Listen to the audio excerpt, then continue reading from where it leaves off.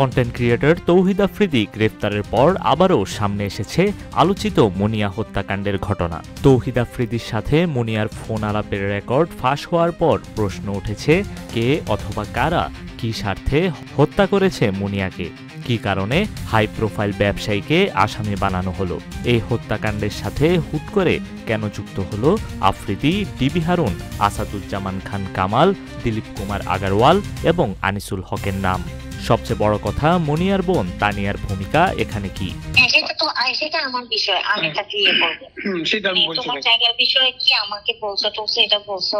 এইসব প্রশ্নের উত্তর জানার আগে শুনে নেওয়া যাক আফ্রিদি আর মুনিয়ার কল রেকর্ড। হ্যাঁ হ্যালো, কই 13 নম্বর রোড না? হ্যাঁ। তারপর ব্লক না? হ্যাঁ। তাহলে আমি মনে হয় তোমার বাসার এখানে। বাসার সামনে? আচ্ছা, আমি বলতেছি। আমি কি গাড়ি বাইরে রাখবো না ভিতরে রাখবো? ভিতরে পার্কিং আছে। তোমার পার্কিং কিছু কোনো গাড়ি নাই? আমার তো এমনি একটা পার্কিং আছে, তো এখন গাড়ি কেন থাকবে? আচ্ছা, আমি ফোন দিই তাহলে। প্রবলেম হবে?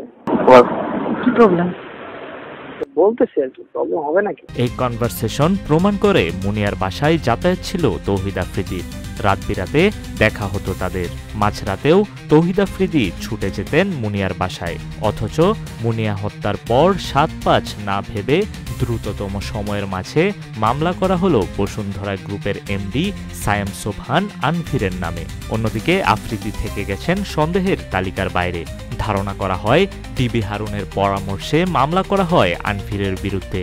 বিষয়টি খোঁজ স্বীকার করেছেন ডিএমপির তৎকালীন উপপুলিশ কমিশনার সুদীপ কুমার চক্রবর্তী। এই বিষয়গুলো যখন তাদেরকে বলা হয়েছে তখন কর্তৃপক্ষ প্রথম তো ছিল যে এটা আর কি আপনার করে মামলা হবে, একটা নাম ছাড়া আর কি। হ্যাঁ, পরে আমাদের কর্তৃপক্ষ আমাদেরকে যেটা বলছে যে নাম দিন, বসুন্ধরা এমডি নাম দিতে বলছে তখনকার কমিশনার সুদীপ সাহেব। এটাই তো বিষয়। হ্যাঁ, অর্থাৎ তৎকালীন কমিশনার শফিকুর রহমানের নির্দেশে আত্মহত্যার প্ররোচনা মামলা করা হয় সায়েম সোবহান আনভিরের নামে।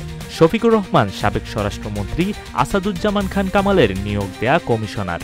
তারাই নিয়ন্ত্রণ করেছে মুনিয়ার বোন তানিয়াকে, যিনি এখনও টাকার জন্য দেন দরবার চালিয়ে যাচ্ছেন তার কথিত ভাই মামুনের মাধ্যমে, যার সঙ্গে তানিয়ার অবৈধ সম্পর্কেরও কিছু প্রমাণ পাওয়া গিয়েছে।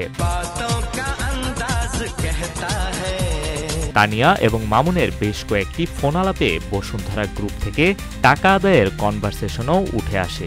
ভাইয়া, এটা যদি মিউচুয়াল করে দিতে পারেন তাহলে আমি বললাম যে আমার বোন তো এটা টাকার বিনিময় করবে না, এটা তো মানবিক কারণে সেটা করতে পারে, সেটা আলাদা জিনিস, কিন্তু যদি আমার জমিটার টাকা নিয়ে দিতে পারো তাহলে সে কথা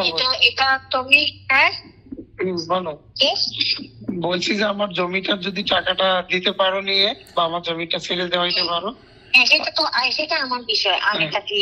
2021 সালের 26 এপ্রিল গুলশানের একটি ফ্ল্যাট থেকে উদ্ধার করা হয় মুনিয়ার মরদেহ। আত্মহত্যার প্ররোচনার মামলা করা হয় বসুন্ধরার এমডি সায়েম সোবহান আনভিরের নামে। আর তৌহিদ আফ্রিদি গ্রেফতার হওয়ার পর এখন বিভিন্ন সংবাদ মাধ্যমে উঠে আসছে মুনিয়া হত্যার সাথে আফ্রিদির জড়িত থাকার কথা। 2022 সালে মামলার তদন্ত শেষে পিবিআই জানিয়েছিল, মামলায় উল্লেখ করা হত্যাকাণ্ড কিংবা ধর্ষণের প্রমাণ পাওয়া যায়নি তদন্তে।